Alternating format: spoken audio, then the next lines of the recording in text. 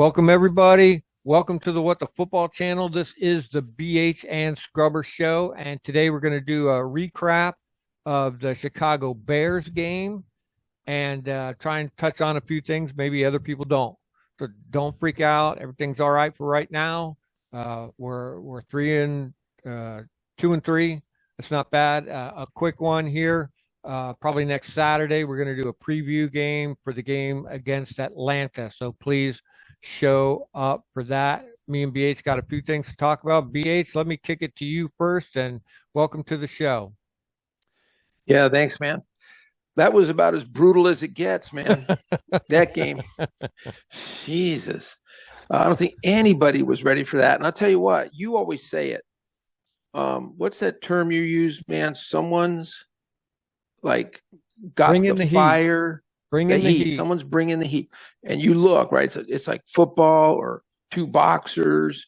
You look at a couple of race horses. One horse has got the heat, and you could tell the other one doesn't. When they came out and drove down, that was bad. Right away, my brain went, oh, man, they look sharp.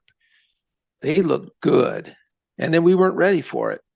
In so many aspects of the game, we just didn't seem to have an answer. I can excuse the offense. We can always say, well, it's a new quarterback. It's a new coordinator. So you can always say that. It doesn't mean it's true, but you can throw it out there. What can you say about this defense? I mean, everyone's got paid. Everyone knows the scheme. It's the same coach. And you got guys just getting burned. Oh, my God, man. Like that St. Juice, I didn't get it, man. Right off the bat, it was a 3rd and 9, and he just came right up, press coverage. And there was no one behind him. Mm-hmm. So I don't know if he thought he was going to be getting help, if he missed the call. What I don't know what happened against their best receiver on 3rd and 9, and he just went around him. It was like so easy. And then there was nobody there. So I think for me, the defense just seemed that worries me, man, that there's so many good players. The scheme is not new. I mean, there might be a couple of new players. To play that bad and to look so not ready. And that's a theme with this team. Yep. Not being ready. I mean, we've been saying it since we started this show. I know we're new to this, but we've said it from the beginning. And someone did have a stat that was very interesting to me. Every game that Ron Rivera has coached since he got in Washington, he's been behind at halftime 73% of the time. Yeah. 73%. It's terrible. And you don't need, if you were asked, I should ask you to guess. Yeah. I guarantee you would have probably said 70%. Yeah. Yeah. Because it's just every game. Look at this year. Every one we got to start from behind. The only time we really came out really strong is obviously the Eagles game. So anyway, what did you? I heard you call the game, but what are you thinking now? I mean, what do you think now? Oh, it's like you said, they just came out. There was no heat whatsoever. It looked terrible. And, to your point about coach, starting fast, we've been saying it. We've only been doing this a few years, but we've been saying you got to start out fast. You got to get ahead. You can't be clawing from behind. It gives you that feeling of anxiety. Now we got to catch up. Now we got to throw more. Now, as evidenced by that stat, I'm sure everybody's heard, after about halfway through the 3rd quarter, it was like 55 passes for the rest of the game, not one run. You can't be doing that. So, and I also think it was a comedy or not a comedy of errors of, starting with early on in the game, Logan Thomas looked like he had that first down.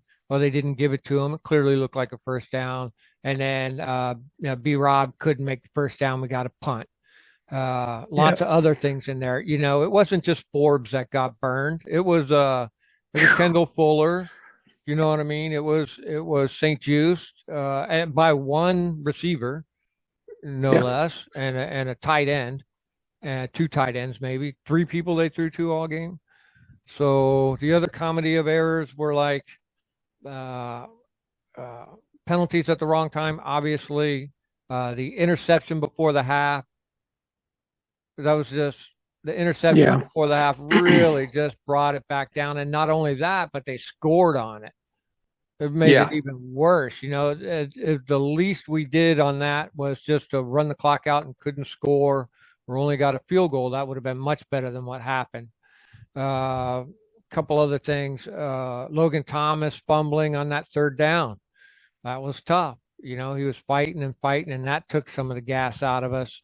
And let's see what. And the field goal by Joey Sly. I felt like that was the stake in the heart. I think that's what finished. Yeah.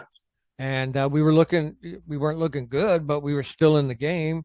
Had he hit that field goal, we would have been a one score game with about 5 minutes left to go in the game or something like that. So that's just really a 46-yard field goal, and he missed it. And I think just the whole thing deflated right there because they were doing good in the second half. They came back in the third quarter. They were trying. Yeah. You could see that spark. And then, So, yeah, and then they torched us. They torched us on another deep pass, and then it was over. That was the end of it. You know what, though, man? If you tick the box of all the bad things, we talk about coming in slow, fumbles, turnovers, and everything. The last box to tick on a shitty football game is Joey Sly missing the field goal. It's the one thing we have. We got burned on plays. We got stuffed at the line of scrimmage on short yardage. We fumbled. We did all these things. So the last thing was to miss a clutch field goal. And that was it. We did everything. That's everything bad that you can do. Ron didn't seem to, at the halftime and he was interviewed, sort of like, I don't know how to even explain it. I don't know if you saw it. He just seemed very, I didn't really talk to the guys. We went in and did our thing, and it's like, I don't know, man. When you come in that slow and then you don't seem to have any heat from your coach. I mean, I've seen coaches you can tell those coaches that come out at halftime. If I was a coach, you have to get interviewed. It's the new NFL thing. They talk to these guys after the first quarter now, which is just beyond ridiculous.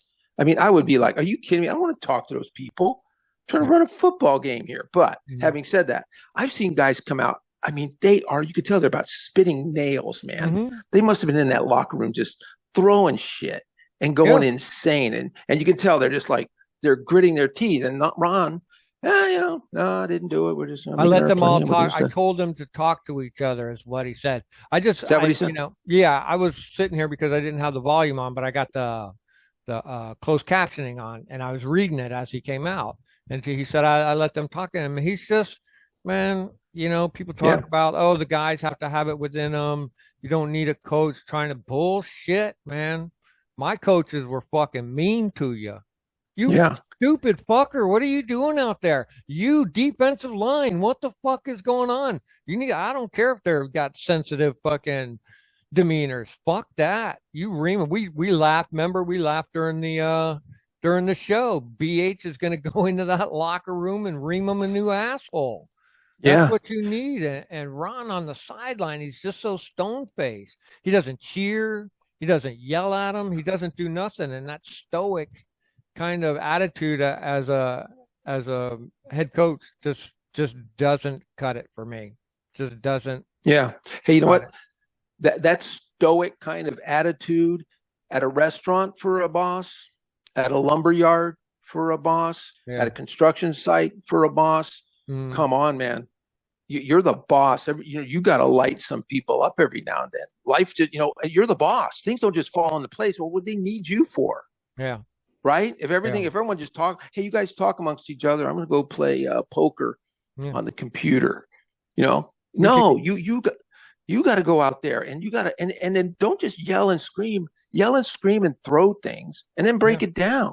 This is why I'm mad. Yeah. This is why I'm yelling at you assholes. Give it to them that way. Don't just bomb them. Right. And we didn't get that at all. So, and then like when you tie that into, and then it's the same on defense. It's not like we have a firebrand at a D coordinator. Once again, very stoic, very easy. So much talent out there, and Chicago's just going through us, man. Like it was nothing. Yeah. Maybe one of the things I got written here is that our defense over the years is probably getting too predictable. I watched the Bears do all these stunts and just rip us apart.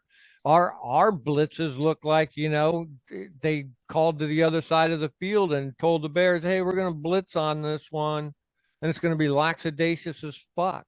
And that press coverage wasn't working on any of that, and so I feel like the defense is just a little predictable. I think people talk about, well, it was a short week, and it was a short week for Chicago.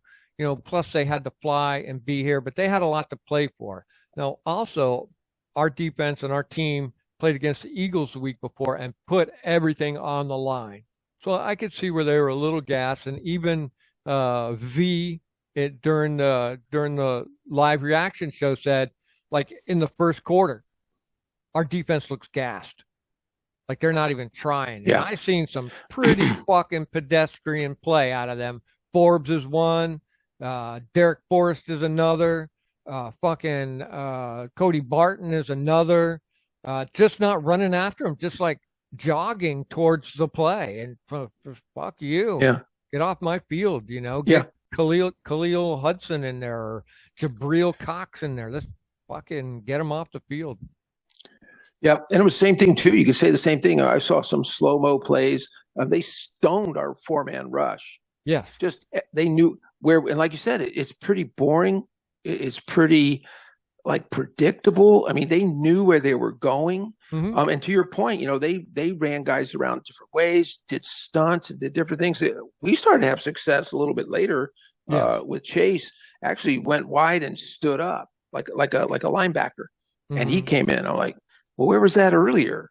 Yeah. Once again, it's so vanilla, and you're not getting anything. So, so the whole thing is really a disappointment. And but the thing too is the Bears had a short week, and they had to travel. They did. No, I give them all that.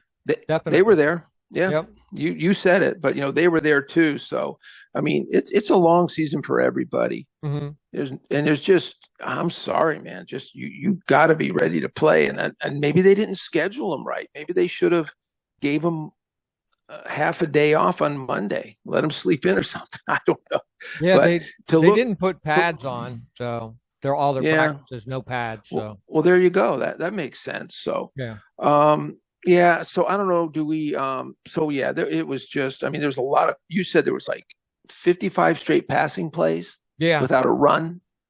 Yep. That's no good. We weren't down by 40. No. There's no need for it. Not there's like no need like our run game was doing anything in the beginning of it. We only ran 6 fucking running plays anyways. We barely had any plays on offense in the first half. Yeah. But to run all pass plays, not even a draw, a sweep, nothing. It was just like downfield. Yeah, you think we were down by 45. I mean, if you're going to throw that many, I can see it. If you're getting, like remember like who was when was it Miami stuck it to was it Denver 70 to 20 or something? Yeah. Okay, then I could see it. Yeah, throw 70 times in a row. You got to do something, but it wasn't that bad. Like you pointed out, Joey Slye makes that field goal. We're down by a touchdown, right? Yeah. Yeah. So. Yeah. And then I just don't know. You said earlier, Ron said no changes, which is like the least shocking thing in the world. Yeah. That's Ron. You're not going to make any changes. The owner, I know a lot of people wanted everybody gone, but at this point, the owner, he's got carte blanche. This team could lose every game going forward, and the owner would be fine. I mean, no one's going to call for his head. He's the new guy. He just got there. I mean, almost everybody to a T would just go, he's just the owner. Yeah. So no one's going to blame him. Like a new coach comes in, right? When a new coach comes in, you get 2 or 3 years to do just about, everything you want, cut all the veterans you want, start draft, win 2 games. You can really get away with a lot when you're new. Yeah. So that owner, there's no way he was going to step in. So we're kind of, here we are, we're kind of stuck with what we got, but man, something's got to change. That was 3-2 we could have been. Yeah. Had a long week and a half Yeah. of rest, and then we only got to play Atlanta.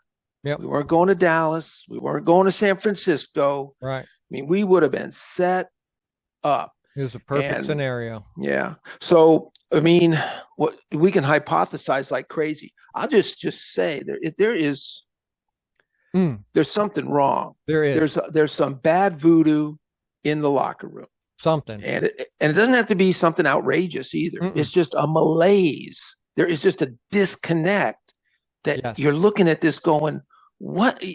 I'm not even going to say what it could be. That doesn't make any sense because we don't know. But there's just something not right in that locker room. That there's no way that those guys could just go out and play like that. So bad from an effort. And so bad from a technical standpoint, like not being where you're supposed to be. And you pointed out all the bad tackling. Oh, God, that game, so much bad tackling. Even Ron said something about it in his fucking interview. Yeah. Yeah. It was awful. And we screamed about bad tackling the 2 games before. Yeah. Guy coming across and just grabbing up high. Yeah. Guy shakes him off and keeps going. How many times you got to see a guy come in and try and wrap a guy up high? Yeah. That they can't just go and get him at the waist and drop down. Yeah. Or they come in for the knockout shot. Yeah. Yeah. Or overrun the tackle. Our gunners do that all the fucking time, dude. They overshoot the guy. Hold up a little bit. He's trying to catch the ball. And they just run right past him and just touch him on the waist and slide on the ground. And dude, come on, dude. It's just terrible. So terrible. Yeah. So it's just, I don't know what it is. I don't know if they can fix it. My thing is, I do hope things change, but a little bit of this, they're just this disconnect we're talking about. I don't think it's going to get better unless we hear about something.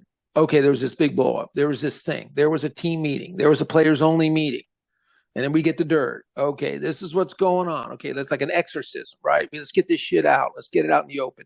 If it doesn't, I just don't see it getting better. I think we can meander through the season, beat some Atlanta, maybe. But our goal, where we split with the Eagles, split with the Cowboys, take the Giants down twice, and all that, I don't see that happening. Something's got to get. We can't go forward with this, with something where they're just not.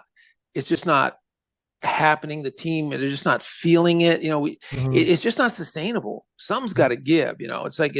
It's like anywhere else where there's like things get a little toxic and weird. Something's got to give. Something's got to blow out. So I hope it does. I hope something comes out of this, and this team can really strike out. But just going forward with falling behind Arizona, falling behind a garbage Denver team, getting rolled by one of the worst teams in the NFL, there's something else going on. And I hope they fix it. I really hope they do.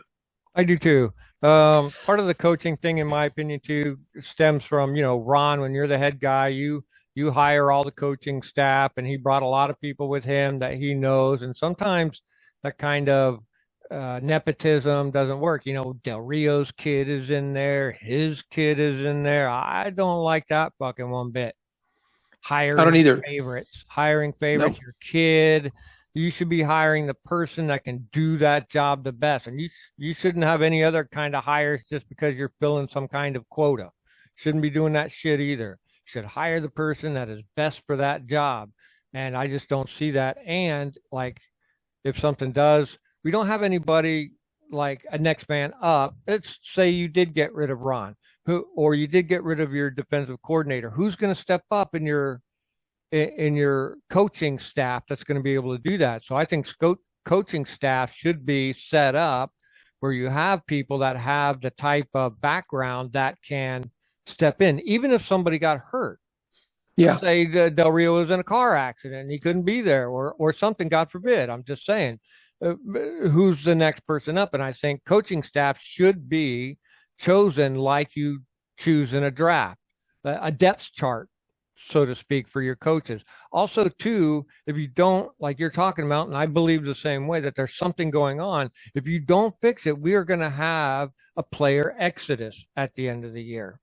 So you're not even going to have to worry about the coaching. And at that point, you are going to have to just redo everything from the fucking ground up because you're going to have players leaving. They're going to go. And we might even see kind of what goes on here coming up at the end of October is the trade-off point. Oh, yeah. So trade deadline. Yeah. It might indicate some of that. And then also to your point too is, winning these games, it's not sustainable. Right now, we're 3-2. If we wanted to go 10-7, that means we can only lose 4 more fucking games. You got 2 against, Dallas. You got to play Miami. You got to play San Francisco. You got to play Seattle. You got to play LA, I think. Eagles again. It means you can only lose 4 of those games to be 10-7. That's why that Bears game was so freaking critical. If you want to go 10-7, you can't be dry. And we did this shit last year. So I'm going to end on a positive here too is, people say we do good through the mids. Yeah. So maybe with this 10-day grace period, like you said, fix whatever needs to be fixed, do whatever you have to do. We got 10 days to do it. We're going up against them. And I think if we get a good run through this mid period, build up some capital in wins, carry that through to, that upcoming Eagles game after New York, burn through New York, maybe catch something at that Eagles game and maybe split with the Cowboys. Like you said, there still is a chance. We got a good team. They can do it. I believe that they can do it. They just have to turn it around. I'm willing to give them another chance, even after this blowout. I think it could be. Yep. I think it can be too. And like you said, you talk about a player exodus. I mean, guys, Daron Payne wanted to stay. Mm-hmm. Terry McLaurin wanted to stay. So that's what really blows my mind. That those 2 could have just walked and made money. Mm-hmm. And that would have indicated to us that it's not good there. It's toxic. It's not a good place. It's not a place that people want to be. But players did want to be there. Mm-hmm. So that's why that's why I just wonder what the hell is wrong. Yeah. Because by all indications, some of the better players and some of the leaders on this team stayed and signed a contract. Yeah. When they could have easily have played out and gone somewhere else. Yeah. And made the same amount, if not more, jack than that. So, well, we got to give them a chance. We got to see. It is about wins, but it's not about blowouts. When they play Atlanta, let's see if they can change these problems around, these fumbles, these mistakes, falling behind by 10, 12, 16 points in a game. Let's see if they can start to manage that part of it too. All right. So I don't need a miraculous turnaround. We've said it before. I just want to see a trend. Yeah. Yep. They've got to be able to do it. So, well, what's on the schedule next? I'm imagining probably about a week from today, we'll be doing the Atlanta pregame show. That's what we'll be doing. And depending on what Atlanta does this weekend, we may see Taylor Heinicke as their starting quarterback, which would be fun. I'm looking forward to the game. It's travel to Atlanta and then travel to New York, which really isn't traveling. And then we got the Eagles after that. And so I'm really, 3-2 or 2-3 isn't really, really too bad. We started out worse than that and blasted back. What were we? 1-4 or something like that last year. Yep. And we fought back. So, and we got a good quarterback, all that kind of stuff. So it's easily fixable and we can move forward. Thanks, man. Yep. All right, man. Good deal. We have to rip the Band-Aid off this one. Yeah. See y'all next Saturday. All right. See you guys.